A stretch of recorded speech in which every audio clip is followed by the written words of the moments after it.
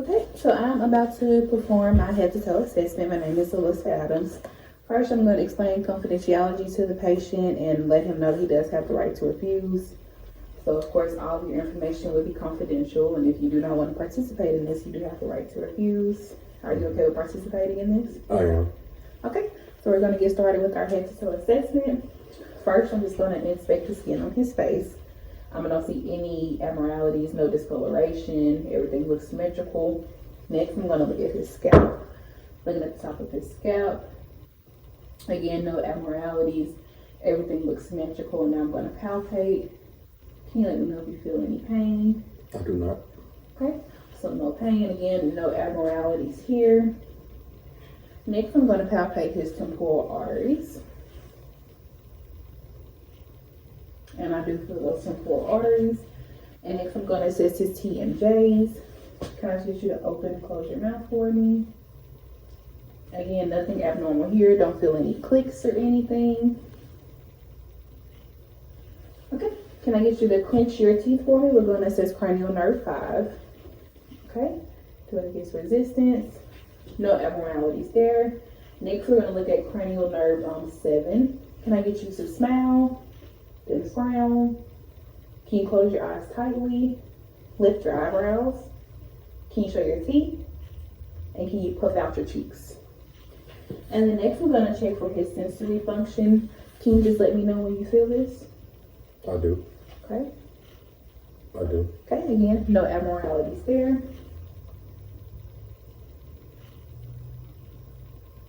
Okay, next we're going to check his visual acuity with our Snell eye chart. Okay, so can I get you to cover your left eye and read the line furthest that you can read to? E, Z, Y, C, R. Okay, and can you do the same thing with your right? E, Z, Y, C, R. Okay, that was the line furthest to the bottom, so that's 20/20 vision. Okay, next we're going to check for our extraocular movements. So I'm going to need you to just look at my finger. Don't move your head, just follow your eyes with my finger.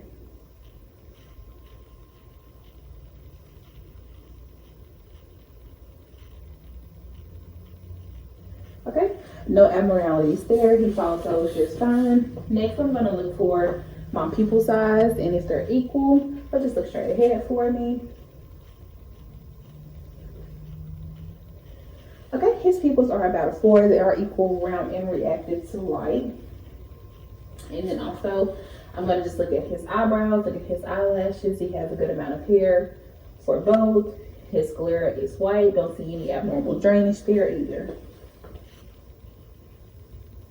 Okay, so next we're going to look in his ear. We're going to inspect his ear, and we're also going to palpate.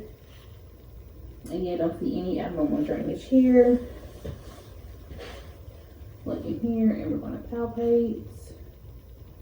Again, no abnormal findings.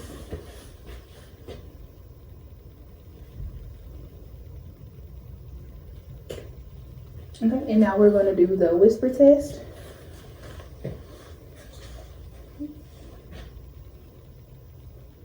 Cinnamon.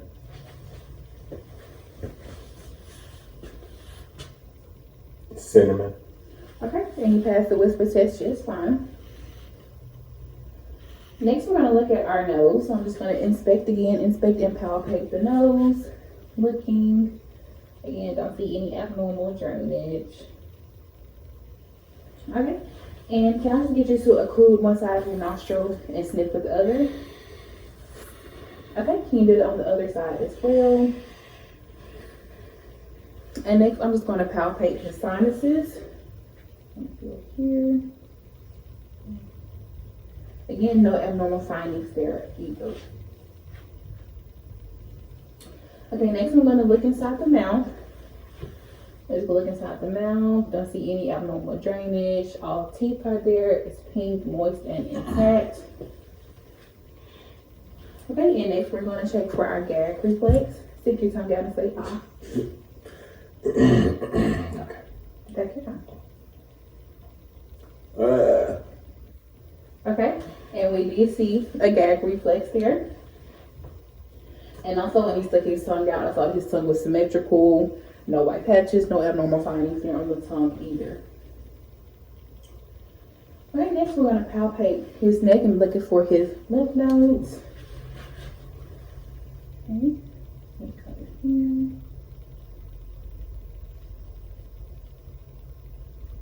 Our tonsillar here. Cervical. Our deep cervical chain. Okay, again, I don't feel anything with his lymph nodes, no hard nodules or anything like that. Okay, and next I'm gonna look at cranial nerve 11. I'm gonna test range of motion. Can I get you to put your chin to your chest? Okay, can I get you to turn your head side to side? Can you do ear to shoulder? Okay, and can you extend your neck backwards? Okay, that's great. And again, I'm gonna get you to turn your head that way against my resistance. This way against my resistance. And also I'm gonna get you to shrug your shoulders up against resistance. Okay. Now next I'm gonna palpate the trachea and the thyroid. So I can just get you to turn that way a little bit. Alright, I'm gonna have you drink a sip of water when I tell you. And I'm gonna feel for his thyroid and his trachea. So let's take a sip of water. Okay, and I felt that thyroid move. And again, no abnormal findings, no swelling or anything of that nature. Next, I'm going to inspect and palpate his carotid pulses. So I'm looking here, palpating. I feel his carotid pulse on the right side. And again on the left, inspecting, palpating. Feel his carotid pulse on that side. And now I'm going to auscultate to see if we hear any bruits. Listening on the right side. No bruits present on the right side. And then checking on the left. No bruits present on the left side. Okay, next I'm going to look at his posterior chest wall. Okay, so next we're looking at his posterior chest wall. I'm gonna just scoot up just a little bit. Okay, so we're just gonna inspect and palpate. First, we're just looking, see no discoloration with the skin, no tears, no abrasions, and then we're just gonna palpate the entire chest wall.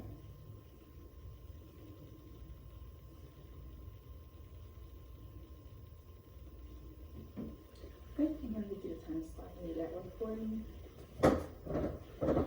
Next on the chest wall, we're gonna palpate for our tactile firmitis. Can I get you to say 99? 99. And again. 99. And again. 99. And again. 99. And again. 99.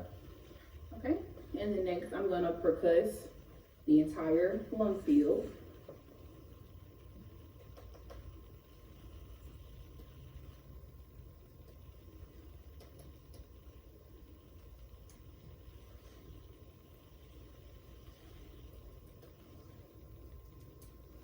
Okay.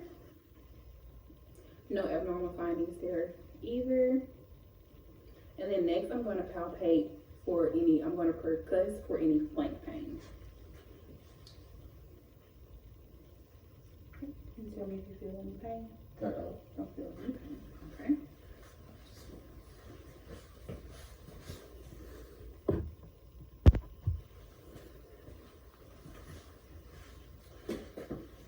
And then lastly, I'm going to auscultate my burp sounds.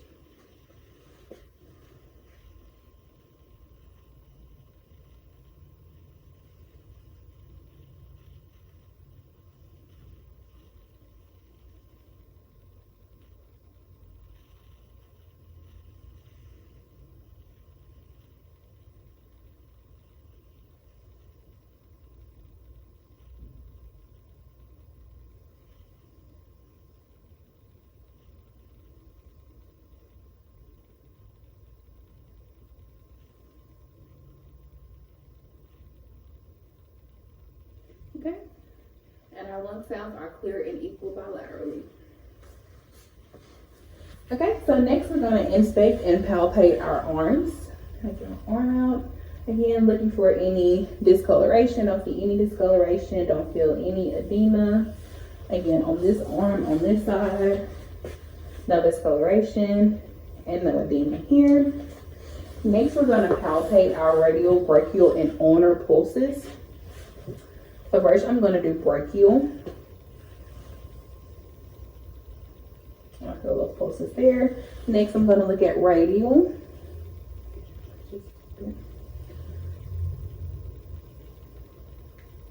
Okay, and then we're going to do our ulnar. And all of those were good, strong pulses. Next, I'm going to assess for my capillary refill on both hands. Looking at our nail beds. That was under 2 seconds. And again, here, under 2 seconds with our capillary refill. Next, we're going to do range of motion. So can I get you to put your arms above your head? Okay, and then behind your back. Okay, and then can I get you to just go up and then go down? Okay. Next, we're going to check our elbows. So can I get you to go up with your arms and then back down? And then can I get you to do that again against resistance? Up and then down. And then also, can I get you to go like this here? All right. Okay, next we're going to check in our wrists and our hands and our fingers. So can you go up and down with your wrists? Okay, can you do your fingers out? Make a fist. Great. And then can I also get you to touch your thumb to each finger? Great. And then next I'm going to get you to spread your arms out, and I'm going to have you do your index finger to your nose. Okay, and then just speed up just a little bit for me. Okay, great. Okay, next I'm going to test for my sternocleidosis and our graphesthesia. So I'm going to get you to close your eyes for me. And I'm going to just draw something, draw a number in the palm of your hand, and I'm going to get you to identify that for me. Say that. Okay.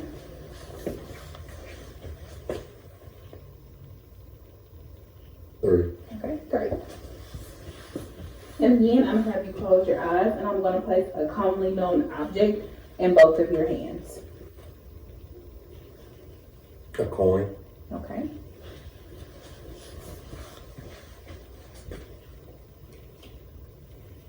A card. Okay, great. You identified both objects correctly. And then next we're going to check our reflexes for our triceps, biceps, and brachial. So I'm going to have you just relax your arm as much as you can. Okay.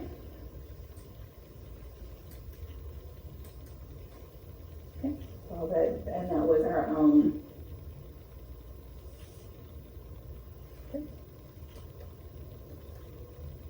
Okay. And then brachial. Okay. Again, relax your arm as much as you can.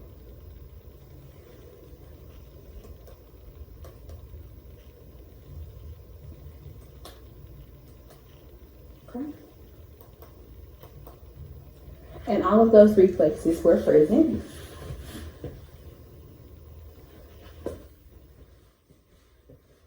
Okay, so next we're going to inspect the interior wall of the chest. So again, we're inspecting, looking for any skin discoloration, any abrasions, any lesions. Don't see anything. And now we're going to just do light palpation over our chest. No masses, no abnormal findings there. We're also looking for our work of breathing. He's not using any accessory muscles or any abdominal muscles to breathe. And next we're going to listen to our heart sounds.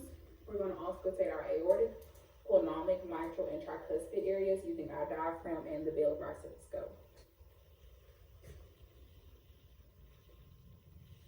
And we're going to be listening for that S1 and that S2. And we're also going to be listening for any murmurs.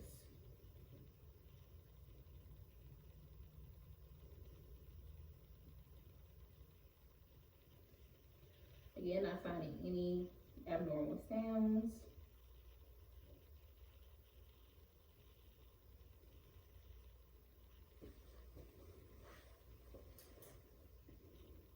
Okay, next we're gonna go down to our abdomen. So again, we're looking at our skin, on our abdominal wall, no discolorations, no abrasions, no lesions or anything. And again, we're looking at our umbilical area, looking for any hernias, checking for any masses or things of that nature. Next, we're gonna listen to all 4 quadrants of our bowels.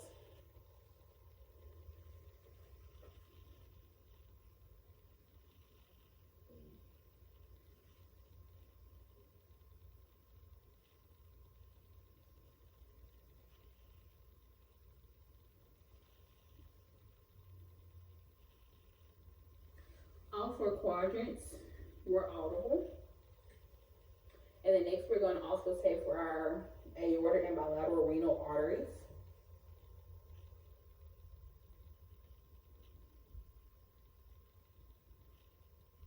And again, both of those were audible.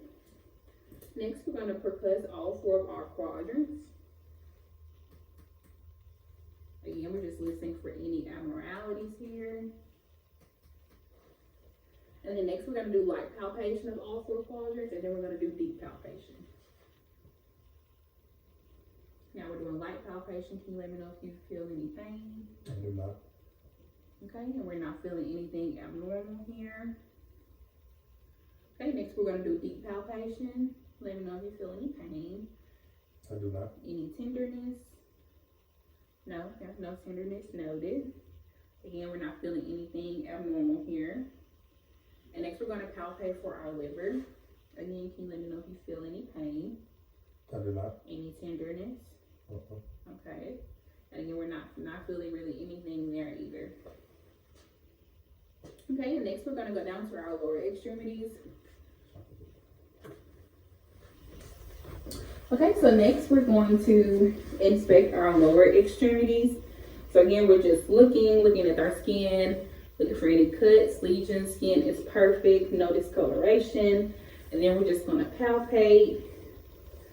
Again, feeling, looking for any edema. Can you tell me, is there any tenderness or pain? It's not. Okay, and next we're going to feel for our popliteal, posterior tibial, and dorsal pedis pulses bilaterally. So first we're checking our popliteal.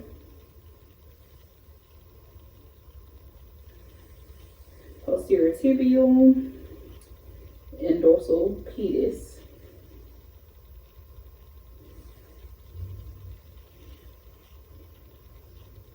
Okay, all these pulses were noted.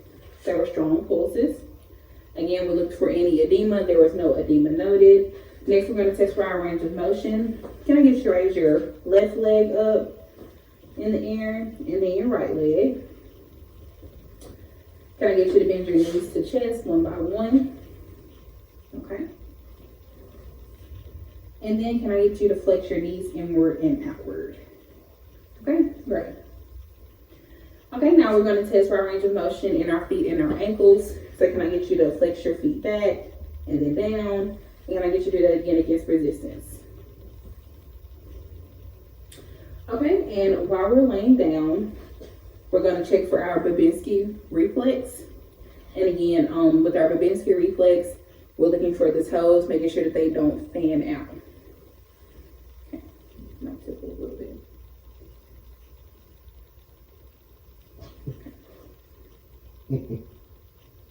Okay. Okay. Next, we're going to take for our Achilles reflexes and our patellar reflexes. Test for our Achilles. Okay. And reflex there. I'm going to get you to relax. Okay, we did have a reflex there. Okay, and we also had a reflex there. Now can I have you walk on your heels towards me? Okay, and walking backwards, can you walk on your toes? Okay, next we're going to perform our Rumberg. So I'm going to get you to just stand still. just with your eyes closed, okay? Okay, and see no sway was noted. Okay, can you hop on one leg and then hop on the other? Okay, great. Okay, and lastly, I'm going to inspect and palpate my spine, and then I'm going to ask you to bend down and touch your toes. Okay, and we're checking for the spine. Okay, can I get you to come back up and then go side to side? Again, looking and inspecting my spine. Can I get you to lean backwards? Okay, and then I get you to twist your shoulders side to side. Okay, and there was no abnormalities there. Okay, so we have concluded our physical assessment. We didn't find any abnormal findings, so we're just going to educate based on his medical history. So he has a history of hypertension, asthma, and unspecified kidney issues. So with hypertension is just high blood pressure. And you get diagnosed with hypertension once you consecutively have high blood pressure readings. And there are a number of things that you have that can go into part with that, as far as like family history, being slightly overweight, eating too much salt, or having too much stress. So those are some things that you can modify in your daily life. And just try to decrease your level of stress, change your diet to not include too much salt, work out, or just like slightly walk 3 times a week for 30 minutes. And also go do regular checkups from your healthcare provider. Also, you said that during your childhood that you got diagnosed with asthma. So it's important to know the signs and symptoms of an asthma attack or things that can trigger an asthma attack. And these are going to be things like chemicals, pollen, extreme weather changes. But you do also need to recognize when you start having excessive coughing, shortness of breath, any wheezing, or any chest tightness. That's a medical emergency and you need to seek medical help. But since you haven't had an incident since you were a child, I would go speak to your healthcare provider about further information about this diagnosis. And lastly, you said that you have some unspecified kidney issues, and that you stated that basically you were just having excessive sweating and that you couldn't retain any water. So the only thing that I can educate you about this is just to try to drink more fluids and decrease your level of salt. And also try to monitor how much fluid that you're putting in to see if you're putting out more fluid than you're taking in, if that makes sense. So I have this handout here that I'm going to let you take with you that has all this information. And I've also provided websites so you can go look at further information. All right. Do you have any questions? I do not.